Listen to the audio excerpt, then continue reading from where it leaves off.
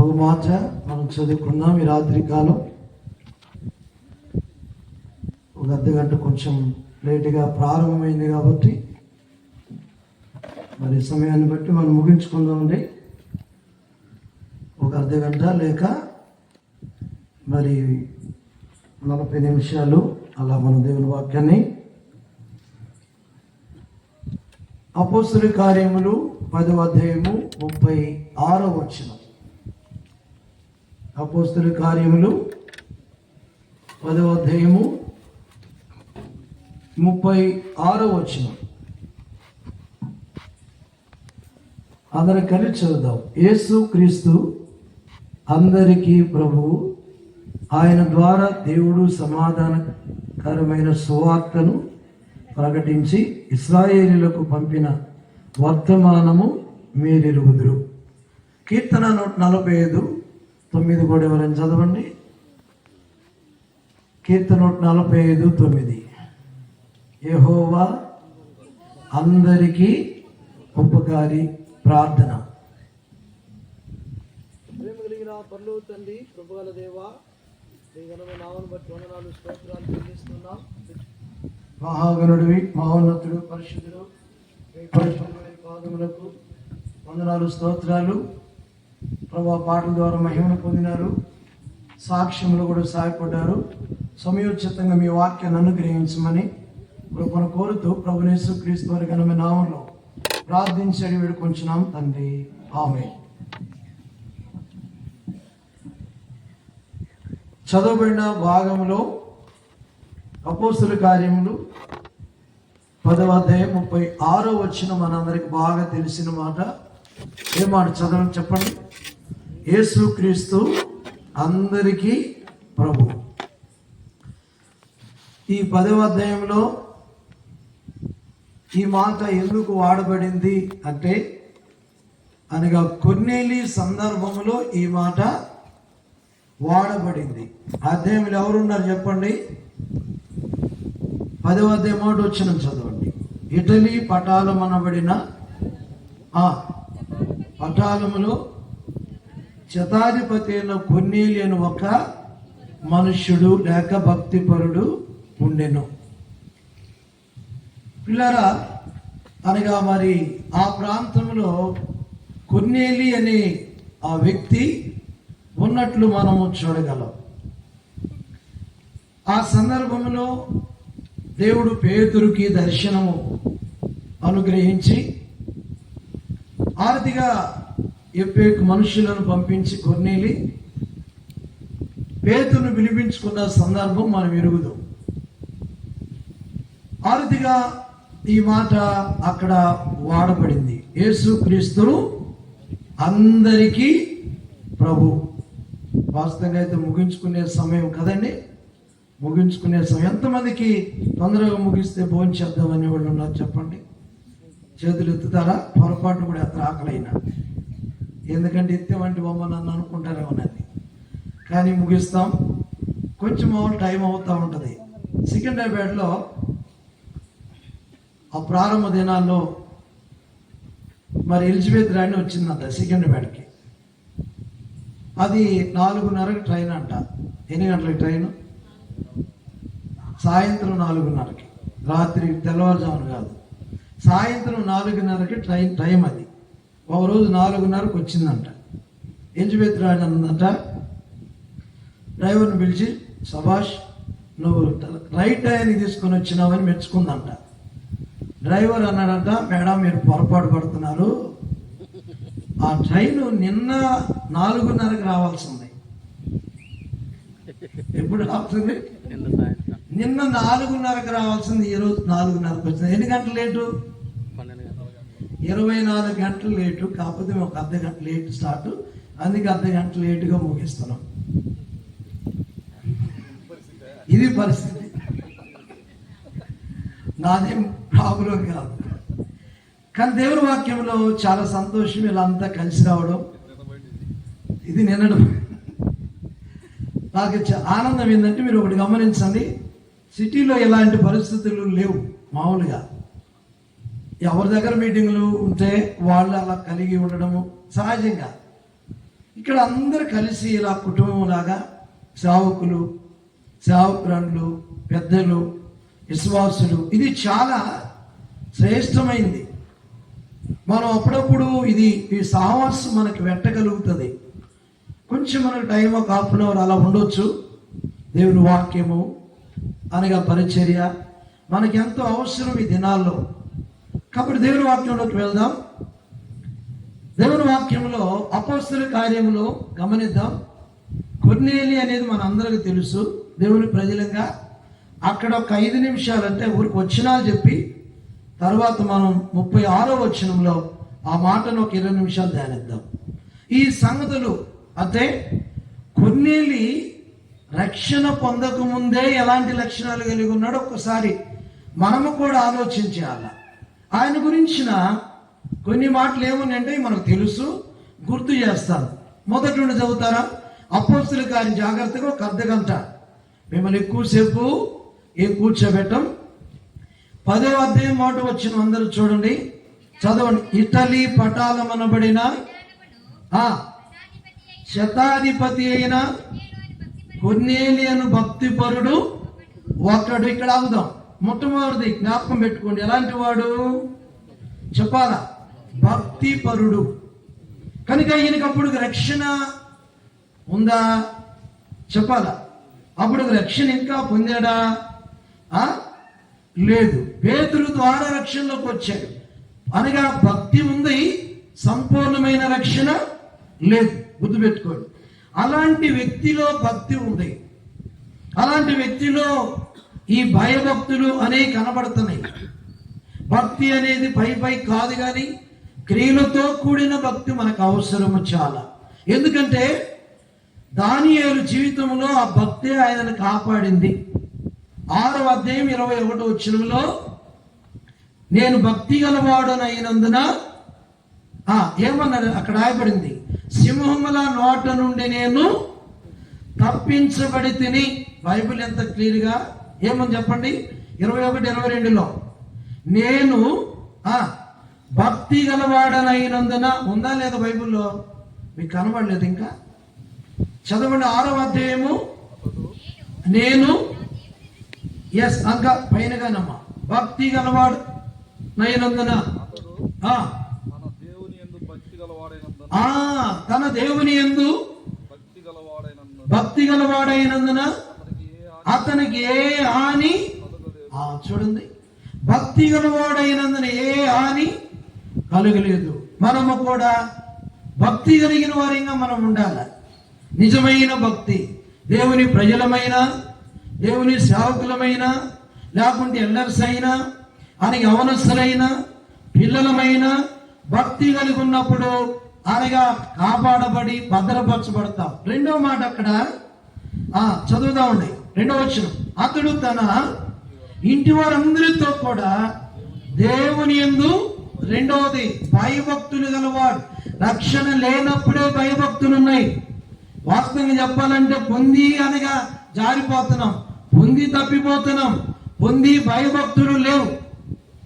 దేవుని వాక్యంలో భయభక్తులు చాలా అవసరము.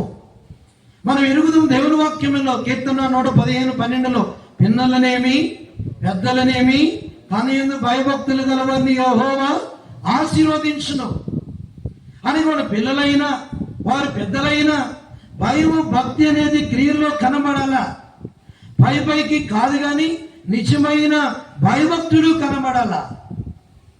ఒక ఆయన అన్నాడు బైబిల్లో, మన ఊరికి లైట్గా నేను చెప్తున్నాను. ఆదికాండం 42:18లో యోసేపు అంటాడు, నేను దేవునికి భయపడిన. చదవండి.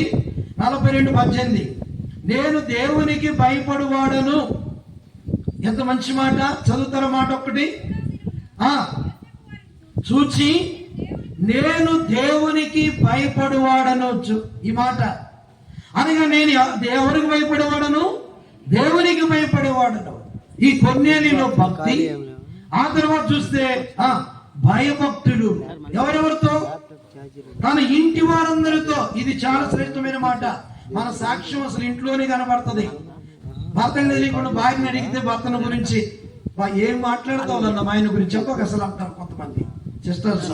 కొంతమంది బ్రదర్స్ అడిగితే భార్యల గురించి, అన్న ఎదుటిన్నప్పుడు ఏదో చెప్పాల్సి వస్తుంది కానీ అసలు అబ్బా అంటాడు. అలాగే మన సాక్ష్యం ఇంటిలో నుండే. కొన్నేళ్ళకి ఇంటిలో సాక్ష్యం ఉంది.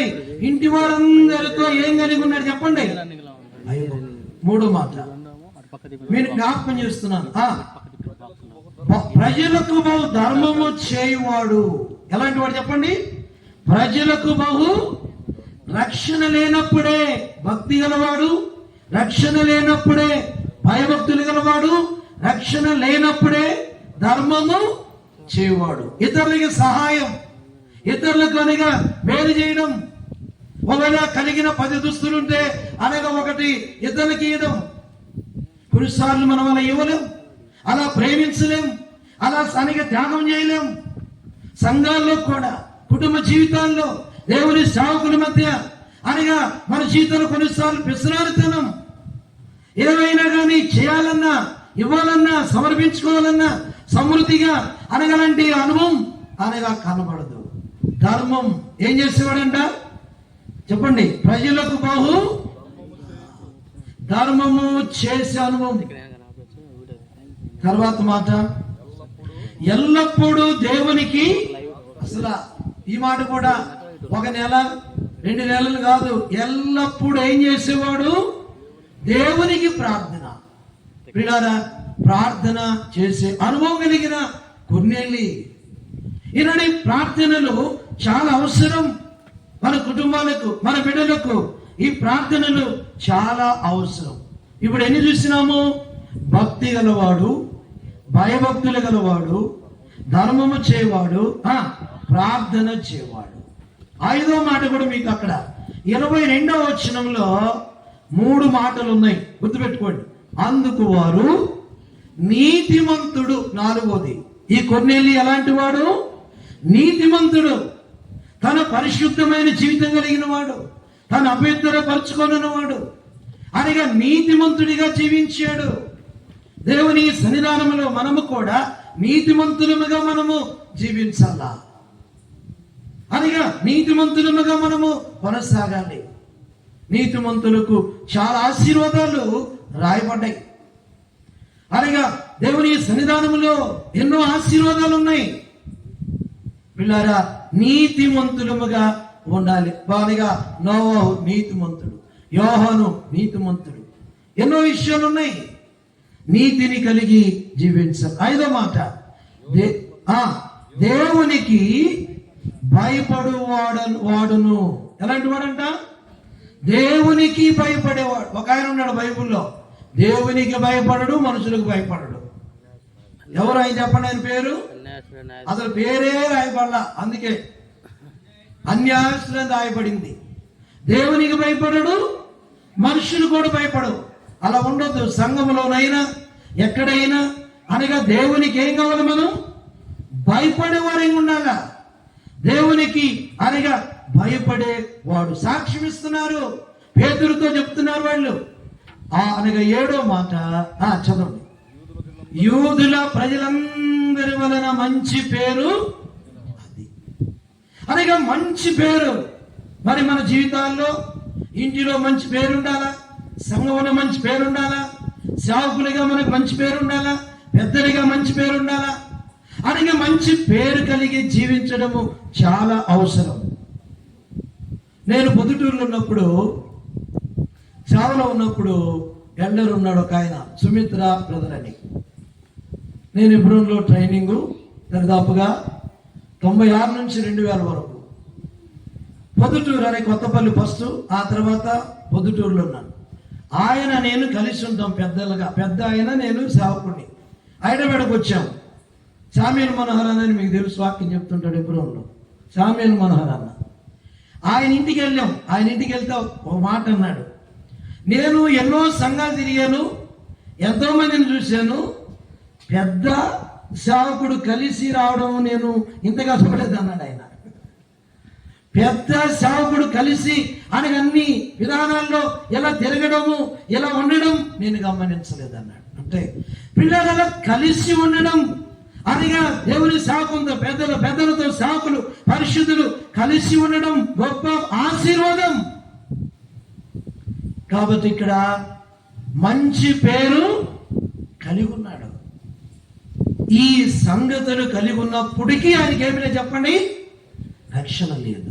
ఇప్పుడు అంటున్నాడు, చదవండి అపోస్తలుల కార్యం 10:36 చదవండి. ఇప్పుడు మనం యేసుక్రీస్తు అందరికీ, ఇప్పుడు 35 వచ్చిన చదవాల 35, ప్రతి జనములోను ఆయనకు భయపడి నీతిగా నడుచుకున్న వారిని ఆయన, రెండు విషయాలు, భయపడి నీతిగా నడుచుకోవడం. అట్టి వారిని దేవుడు ఏం చేస్తాడు, అంగీకరించేవాడు అట్టి వారిని.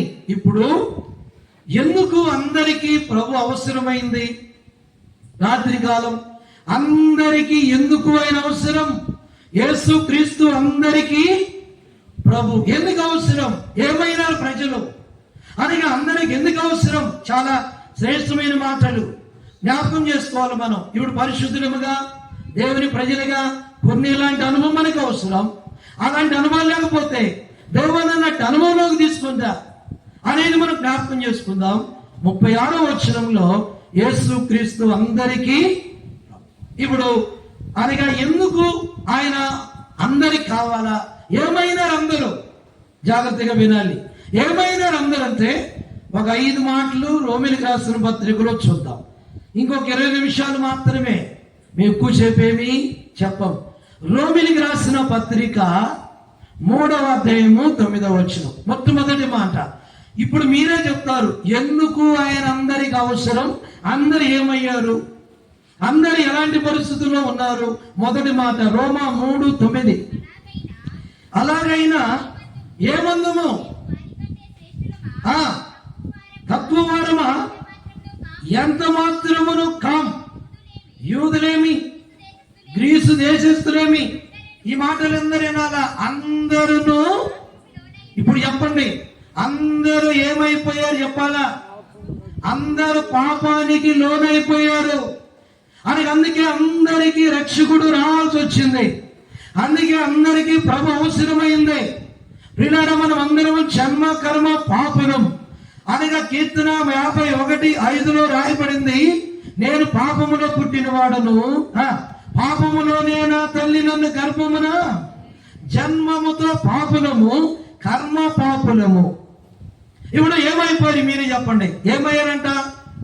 9లో ఏమయ్యారు? అందరూ దేవునికి లోనైనారా? దేవునికి లోబడ్డారా? అందరూ ఏమైపోయినారు? పాపమునకు లోనైపోయారు. అనగా జన్మ అనగా పాపము, కర్మ పాపం అనగా మానవుడు పాపానికి లోనైపోయినాడు. అందుకే రక్షకుడు అవసరం, అందుకే ప్రభు అవసరం. అనగా లూకా సువార్త 2:11లో నేడు రక్షకుడు మీ కొరకు. ఎందుకు రక్షకుడు అవసరము? మనల్ని రక్షించడానికి. మత్తయి సువార్త 1:21 తన ప్రజలను వారి పాపముల నుండి ఆయనే ఎవరైనా చెప్పాలా? ఆయనే ఎవరు? రక్షకుడు. ఆయనలో పాపము లేదు, ఉందంటారా? ఆయనలో పాపము లేదు. మానవుడు అని ఎన్ని పాపాలు చేసినా, ఎన్ని పాపాల్లో జీవిస్తున్నా మానవుడు తెలియదు అనుకుంటా ఉన్నాడు.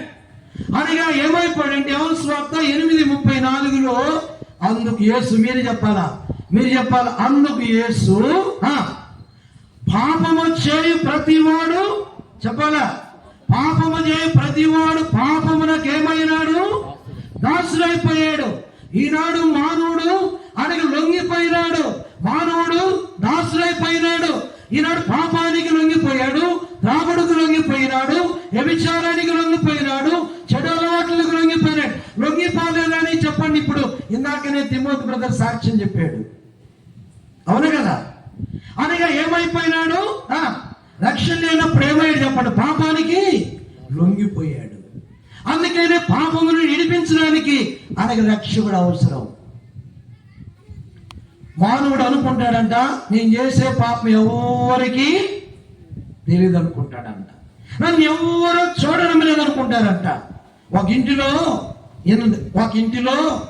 ఒక ఆయన పామును పెంచుతున్నాడంట. వినబడుతుందా? ఒక ఇంటిలో ఒక ఆయన ఏం పెంచుతున్నాడు? పామును పెంచుతున్నాడంట. ఆ పాముకు నూకలేయడము, అనగా ఒక డబ్బాలో నూకలన్నీ వేసాడు. నూకలంటే బియ్యం నూకలు బాగా వేసిన తర్వాత రోజు ఒక ఎలికని వేస్తాడంట ఆహారానికి. ఏమేస్తాడు చెప్పండి? రోజు ఒక ఎలికని వేస్తాడు. దేనికి? తినడానికి. పాము. ఈ ఒకరోజు జాగ్రత్తగానండి, పాము నిద్రపోతా ఉందంట చుట్టుకొని. అర్థమవుతుందా? పాము ఏం చేస్తుంది? బాగా నిద్రపోతుందంట. నిద్రపోయేటప్పుడు ఆయన ఏం చేశాడంటే మూత తీసి ఎలికని వేశాడు. పాము అనగా నిద్ర లేయలేదు, నిద్రపోతూనే ఉంది పాము. ఈ ఎలిక ఏం చేసిందంటే ఈ నూకలన్నీ పాము మీద కప్పేసింది చిన్నగా. దేని మీద చెప్పండి? పాము మీదకి లాగింది. ఇప్పుడు పాము కనబడుతుందా చెప్పండి? పాము కనబడుతుందా? పాము ఏం చేసింది? ఎలిక కప్పేసింది. అది ఇక పాము ఏం చేయదని అనేది తిరుగుతుంది, జడ్జాగా తిరుగుతూ ఉంది. ఉన్నట్టుండి ఏం చేసింది? పాము అనగా లేచింది. ఉన్నట్టుండి ఏం చేసిందంటే పట్టుకొని అనగా తినేసింది. మానవుడు కూడా నేను చేసేది ఎవరు కనబడదులే, నేను చేసే పాపం ఎవరు కనబడదులే కప్పుకొని మానవుడిలాగా అనగా తిరుగుతూ ఉన్నాడు.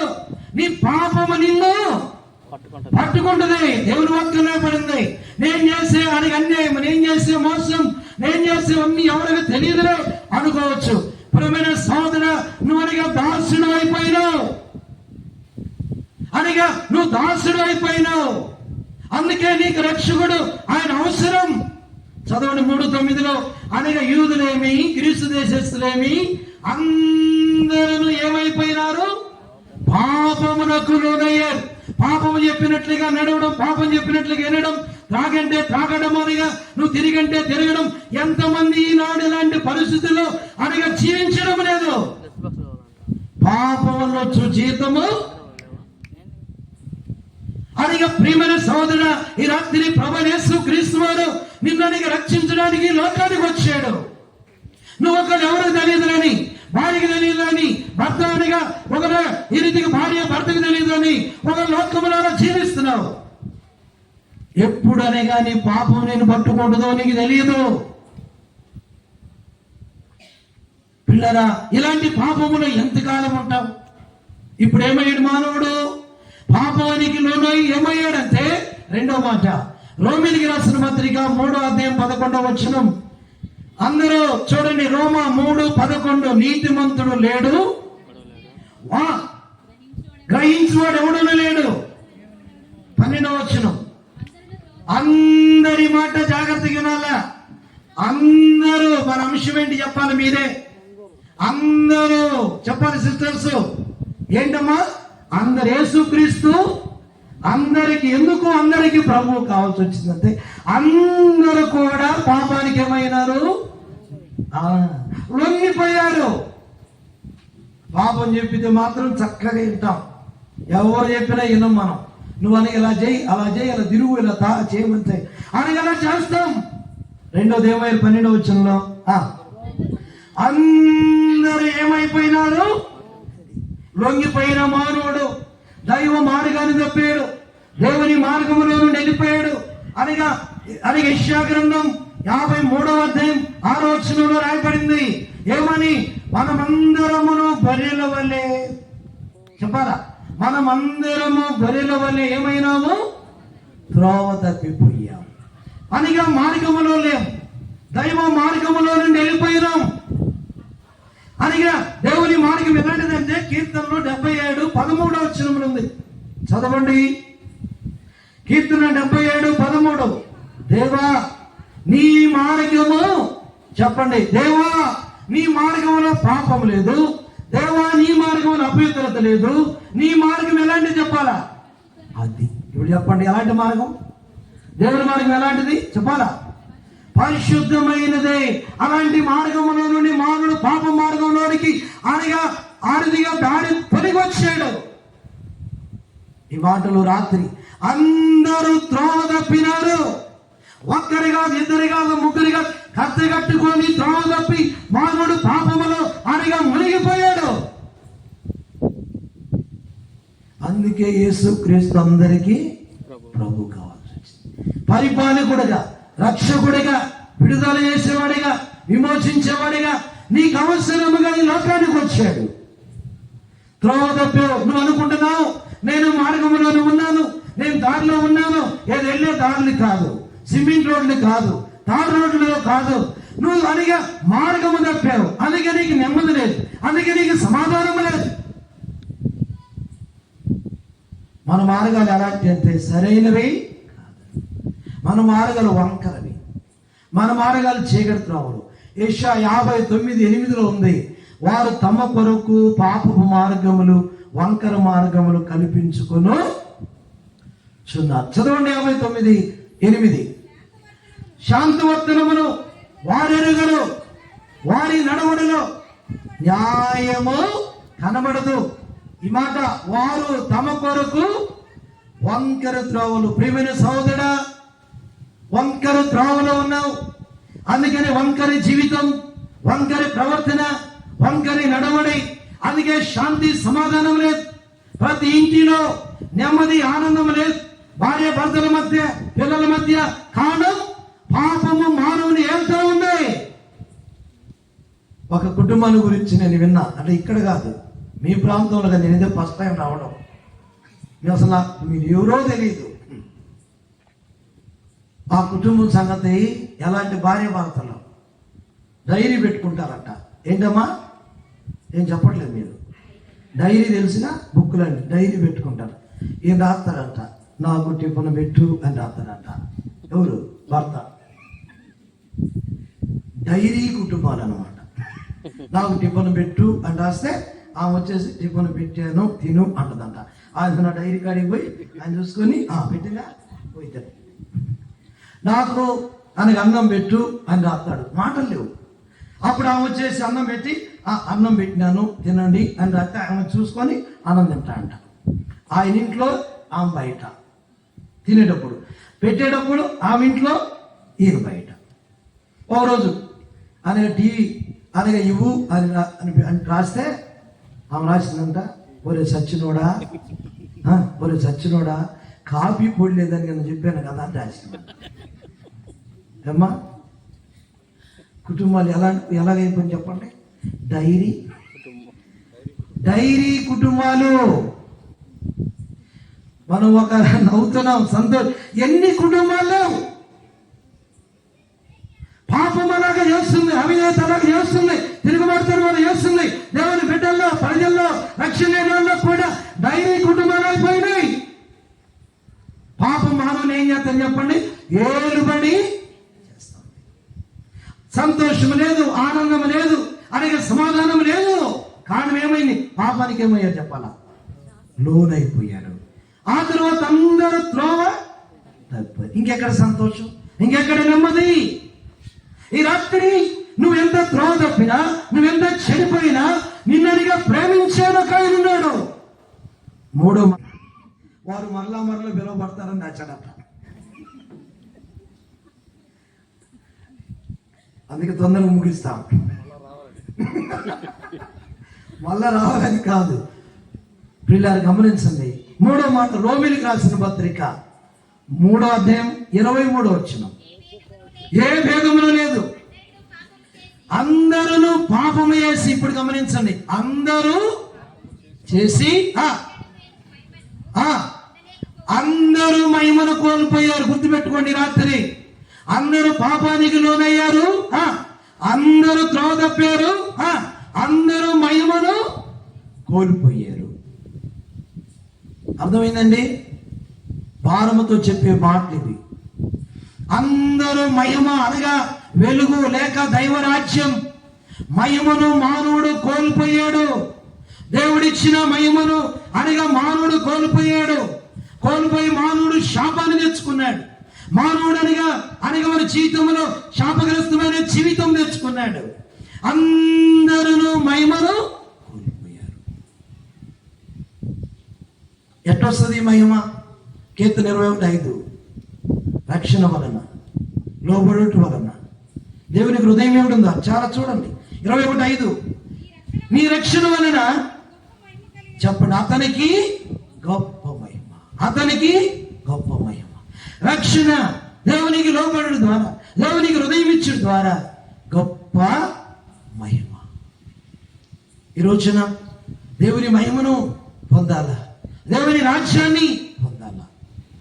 అందరూ త్రోవ తప్పిపోయారు, అందరూ పాపానికి, అందరూ దైవ మహిమను కోల్పోయారు. 4వది రోమిలికి రాసిన పత్రిక 5వ అధ్యాయం 19వ వచనం. అందరూ శిక్షకు పాత్రులైరి, పాపులుగా చేయబడిరో అలాగే చేయబడుదురు. 18 వచ్చిన ప్రజలు మనుషులందరికీ చాలు శిక్ష. ఇప్పుడు చెప్పండి 4వది, మనుషులందరికీ ఏమయ్యారంట? శిక్ష కలుగుతూ ఉంది. అనగా మానవుడు అనగా శిక్షను తెచ్చుకున్నాడు. ఒకప్పుడు శిక్ష లేదు, ఒకప్పుడు పాతాళము లేదు. మానవునికి పాతాళము దేవుడు ఏర్పాటు చేయలేదు. పాతాళం ఎవరి కొరకు చెప్పాలి మీరు తొందరగా నాకు? పాతాళము ఎవరి కొరకు దేవుడు అనగా చేశాడు? చెప్పండి. మత్తయి సువార్తలో 26వ అధ్యాయం 41లో రాయబడింది. ఏమనుంది? శపించబడిన వారులారా నన్ను విడిచి అపవాదికిని, చదవండి 41, 20 అనగా 5వ అధ్యాయం 41, 25, 41. అప్పుడు ఆయన ఎడవైపున వారిని చూచి శపించబడిన వారులారా నన్ను విడిచి అపవాదికిని వాని దోతలకి సిద్ధపరచమని త్యాగంలోనికి వానికి అనగా దోతలకు సిద్ధపరిస్తే మానవుడు పాపాన్ని బట్టి అని ఇచ్చి నరకానికి వెళ్తా ఉన్నాడు. ఆ శిక్ష అనగా మానవుడు పాత్రుడైపోయాడు. ఒక సేవకుడు వాక్యం, ఒక పాస్టర్ గారు వాక్యం చెప్తా అనగా పాపం నుంచి జీతము. చెప్పండి, యాడికి పోతాం? పాపం నుండి చనిపోతే నిత్య నరకానికి పోతాం అని చేస్తాడంట. ఎంతమంది నరకానికి పోవాలని ఇష్టం ఉందని చేస్తామన్నాడంట. ఎవరైనా ఎత్తుతారా? చెప్పండి. నరకానికి ఎంతమంది పోవాలని ఇష్టపడుతున్నారు చేయొద్దనంటే ఒక పిల్లోడు ఎత్తాడంట. ఎవరు? ఓ పిల్లోడు ఎత్తాడు. ఏమరా చేయొద్దామంటే అన్నాడంట, అంకుల్ నువ్వు ఎత్తావు కదా అంకుల్, నీకు తోడుగా నేను వద్దామని అన్నాడంట. అనగా అక్కడ అగ్ని ఆడదు, పురుగు చావదు. పిల్లరా అక్కడ నుండి ఎవరు బయటికి రాలేరు. ఎట్టొచ్చిందో తెలుసా ఈ శిక్ష? ఆదికాండం 4:13.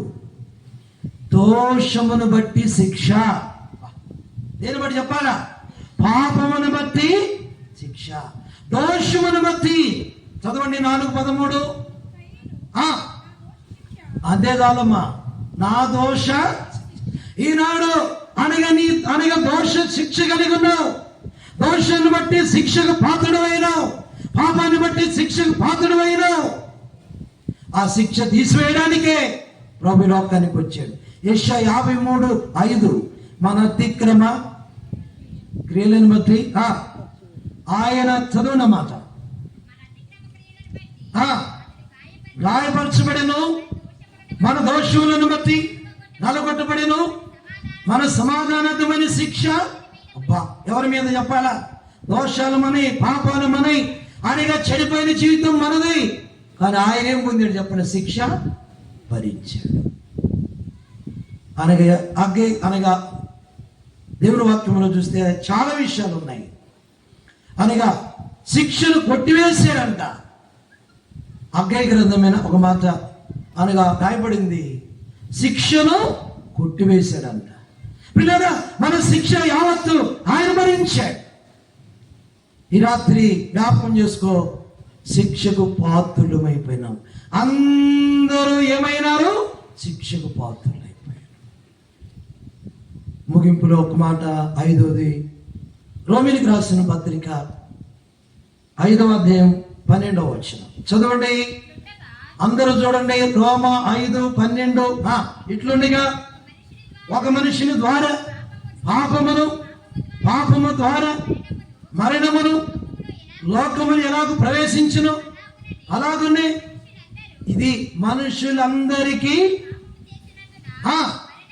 మరణము అందరికీ ఏమొచ్చింది? మరణము.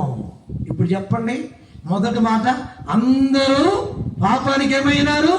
లోనయ్యారా? అందరూ త్రోవ తప్పిపోయారా? అందరూ మహిమను కోల్పోయారు. అందరూ శిక్షకు పాత్రులయ్యారు. అందరూ మరణానికి లోనయ్యారు. అందుకే అపోస్తలుల గారు 10:36లో యేసుక్రీస్తు అందరికీ అవసరమైంది. ప్రభువు కావాల్సి వచ్చింది, రక్షకుడు కావాల్సి వచ్చింది.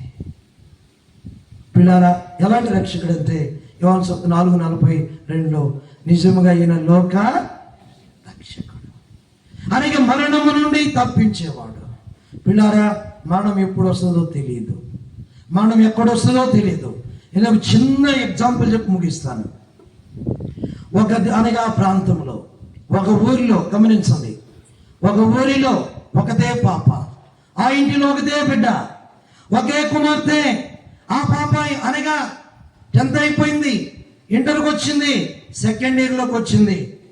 ఆ ఇంటిలో అనగా తండ్రి తల్లి కూతురు అయితే ఇంటర్ ఫస్ట్ ఇయర్కి వచ్చేలేకే ఆ ఇంటిలో అనగా తల్లి చనిపోయింది. ఇప్పుడు ఎంతమంది ఉన్నారు చెప్పండి త్వరగా? 2. ఎవరు? నాయన కూతురు. తల్లి ఏమైంది? చనిపోయింది. సెకండ్ ఇయర్కి వచ్చేలేకే నాయన చెప్తున్నాడు, అమ్మా యేసుప్రభు నమ్ముకో. ఏం చేయాలి నువ్వు? యేసుప్రభు నమ్ముకో. అమ్మ నమ్ముకుంది, పరలోకం పోయింది. నేను ఎప్పుడు చనిపోతాను? నేను ఆడికి వెళ్ళిపోతాను, పరలోకానికి వెళ్ళిపోతా. నువ్వు ఇంకా రక్షణ పొందులా, నీ హృదయం యేసయ్యకి ఇవ్వలా, నువ్వు కూడా ప్రభు నమ్ముకంటే ఆ రోజునగా అనగా పాప చెప్పిందంట. ఏమని చెప్పిందంటే, డాడీ నేను కాలేజీకి వెళ్ళి వచ్చిన తర్వాత యేసుప్రభు నమ్ముకుంటా, నేననగా తర్వాత నమ్ముకుంటా, వచ్చినాక నమ్ముకుంటానని చెప్పి వెళ్ళిందంట. వెళ్తా ఉంది రోడ్డు మీద అరటి అనగా అరటి తొక్క తిని ఎవరో పడేశారు. అక్కడనే కాలు పడింది, అనగా చారి రోడ్డుకి అడ్డంగా పడింది. లారీ అనగా ఉన్న పాటను ఎక్కిపోయింది, 2 ముక్కలైంది. ఎన్ని ముక్కలైంది ఆ పాప? 2 ముక్కలైంది, చనిపోయింది. బుక్కులు తీశారు, చూశారు, ఫలానా అనగా సమూయేలు గారి కుమార్తె, ఫలానా సమూయేలు గారి కుమార్తె అనగా రాధిక, ఫలానా సమూయేలు గారి కుమార్తె అనగా అనగా పేరు అనగా వెంటనే ఫోన్ చేశారు, మీ కుమార్తె రోడ్డు మీద యాక్సిడెంట్ అయింది, ఇదిగో చనిపోయింది. ఆయన అనగా పరిగెత్తుకుంటూ వచ్చాడు. వచ్చి ఏం చేస్తున్నాడంటే చెప్పండి? ఏడుస్తున్నాడు. ఏం చేస్తున్నాడు? ఏడుస్తున్నాడు. ఎందుకు ఏడుస్తున్నాడు తెలుసా? అమ్మా నువ్వు చనిపోయినావని నేను ఏడవడంలా. చెప్పండి, నువ్వు చనిపోయినావని నేను ఏడవడంలా, నువ్వు ప్రభువుని నమ్మకుండా అందుకు ఏడుస్తున్నా. నువ్వు ప్రభుని నమ్మి కానీ చనిపోయింటే అనగా నువ్వు కూడా మా దగ్గర ఉండు. ఇప్పుడు ఎడబాటు అయింది. ప్రియమైన సోదర, యవనస్తులారా, పిల్లలారా, ఎవరైనా రక్షణ ఇంకా పొందకపోతే ఒకరి కుటుంబంగా ఇక్కడ కలిసి ఉండొచ్చు. రక్షణ లేకపోతే నువ్వు అనగా నిత్య నరకానికి వెళ్తావు. ఆ కుమార్తె అనగా పరలోకానికి వెళ్ళలేకపోయింది, నిత్య నరకానికి వెళ్ళిపోయింది. నీ జీవితం ఏపాటిది? యాకోబు పత్రిక 4:12 ఒకనొక పట్టణం వెళ్ళి వ్యాపారం చేసి లాభం సంపాదించుకుందామని చెప్పుకున్న వాళ్ళారా, రేపేమి మీరు ఎంతలో కనబడంతలో మాయమయ్యే ఆవిరి కదా. ఎందుకండి ఇంత ఆవిరికి? మనకి ఆవిరి అనేది ఎరగక నేను ఈరుణ్ణి, నేను సూర్యుణ్ణి, నేను ఇలాగా నరమట్ట పట్టుకుంటే చాలు దేవుడు పిచ్చోళం అయిపోతాం. ఏమవుతామో తెలీదు అనగా ఎప్పుడు మరణమో తెలీదు. ఒకవేళ రోడ్డు వెళ్తూ చనిపోవచ్చు, ఫ్లైట్లో వెళ్తూ చనిపోవచ్చు, ట్రైన్ వెళ్తూ చనిపోవచ్చు. ఎక్కడ ఎప్పుడు మరణమో అనగా నీకు తెలియదు. మరణము చూడక బ్రతుకు నరుడెవడు? పాతాళమే క్వశ్చన్ కాకుండా తందుతాను. కాబట్టి ఇదే మిక్కులు అనుకూలమైన నీ కొరకు యేసు ప్రభువు కలవశలలో ప్రాణం పెట్టాడు, రక్తం కాల్చాడు, సమాజపడ్డాడు, తిరిగి లేచాడు.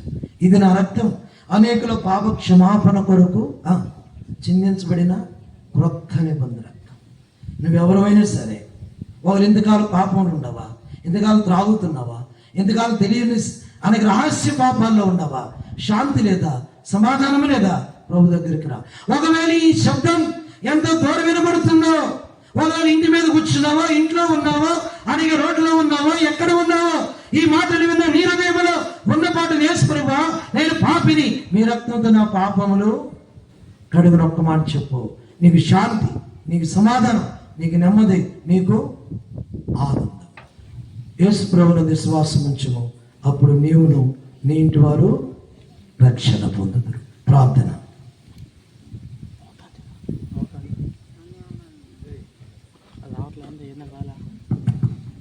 అందరూ మోకరించండి, ప్రార్థన చేసుకుందాం. ఈ ప్రశస్తమైన సమయం దేవుడు మనతో మాట్లాడుతూ వచ్చాడు.